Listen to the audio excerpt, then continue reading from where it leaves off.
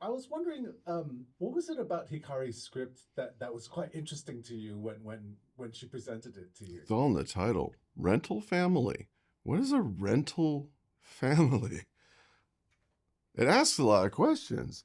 I mean, it's possibly the setup for some kind of pejorative joke, even. If, like, go ahead if you have to. But as I quickly learned, it's a service that attends to the needs of people who are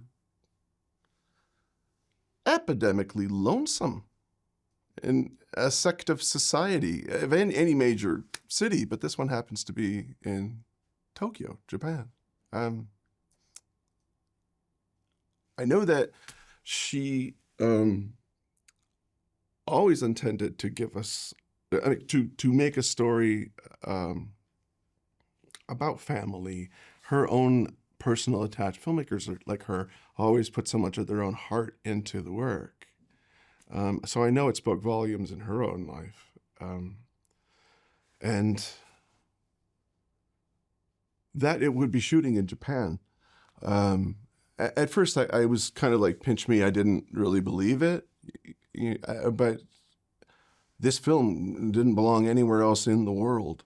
And what I read on the page was a pleasure and a privilege to see become a film that's a love letter to Tokyo. And I mean, the address is anywhere, right?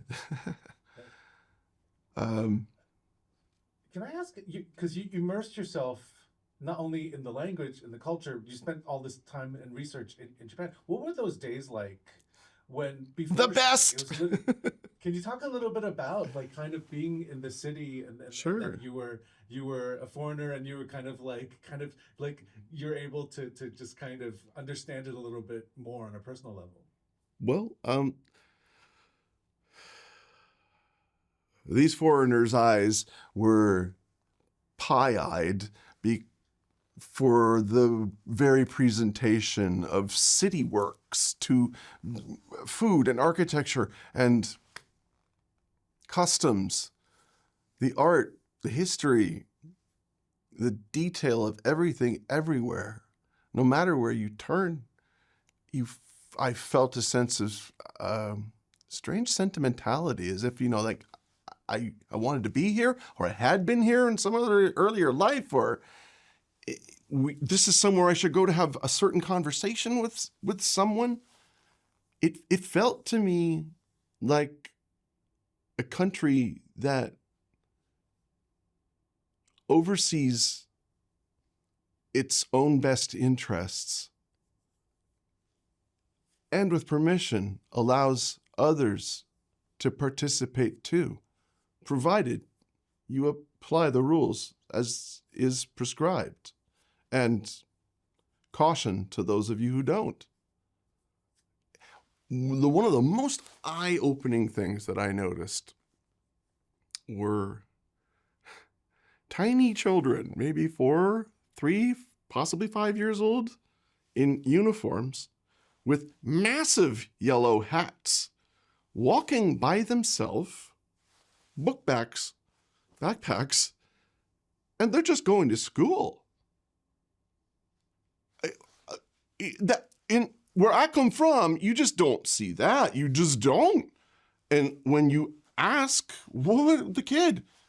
No. You gotta understand, it's everyone's job to parent that child.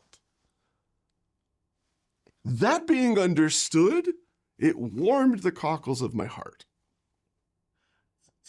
I was gonna ask because what I love about your performance is that you act against a lot of different actors and between like young to seasoned veterans.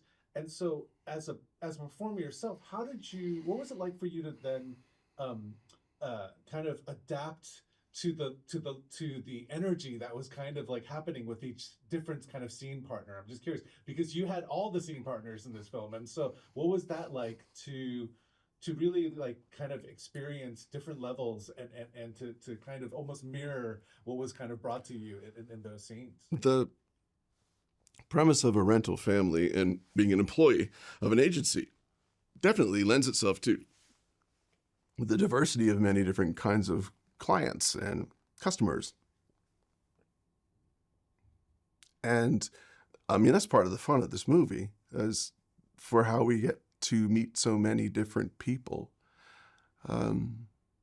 But meeting the ones who are most important to Philip are clearly this little girl who is in a big yellow hat, for instance, and this older man who's in the twilight of his years, and seeing if or not he can fulfill this untapped need that he has to be a parent. Even if it's make-believe, even if it's for only a little while. And the same goes for his relationship with the old man, too. The notion of a rental family is a curious one, for real. But to my understanding, it's more as if people are asking for help rather than just fulfilling, a service call, to have the courage to be able to speak up and attend the vacuum that can be in our heart in a pandemic of loneliness, ironically, in one of the busiest cities in the world, is, well, it's poetry, and it takes a filmmaker like HIKARI to capture that. Not to sound a little bit woo-woo, but like I feel like these roles that you've kind of been given the past couple of years, it only had to happen now in your life. You know, like it's kind of been really fascinating seeing these things, and I'm just curious, like from your perspective, what has it been like to kind of receive these gifts that like seem to, I don't know, almost maybe help you, or like maybe you reflect a little bit more about things, but it just feels like this is the right time for you to get these types of roles. And I'm just curious, like, what is that like to kind of been the person that's been getting, these opportunities? Well, isn't it in Buddhism that they say that you haven't made any wrong choices, just the ones that you made are the ones that bring you right to where you are right now, and where you are right now is exactly what you should be doing. I've learned from a little bit of something everywhere, everything I've done along the way, along the journey of my career. And where I guess I find myself now is at a place where I'll admit to feeling like I don't have anything to prove anymore. But that said, I'm not going to get lazy. I still have a great more of a need to achieve. So reaching for what that should be, I'm just going to go off whatever worked for me before, which was diversity. I'm interested in projects that are divergent from one another, and not just for any reason of,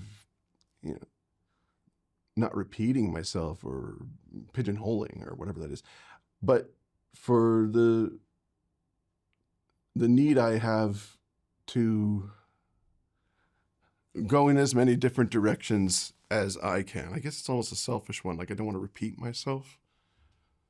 And yeah, sure, I'll admit there have been times in my career, in my life, when you can't not do that. But with good fortune, they won't be ahead any longer. Really quickly, would you ever hire a rental family for any purposes? I don't yourself? need to. It's a fair question to ask at a junket. But if I were to, I'd like to sit down with I didn't know my grandparents very well at all. They were austere figures. I'd like to sit down with a wizened grandpa someday. Not a father. I've got one of those. He's great. I'm set. I'm good for dads. Hi, Dad. But a grandfather. Or my fantasy of what that means. That relationship is a very special one, because it attests to when men raise a child,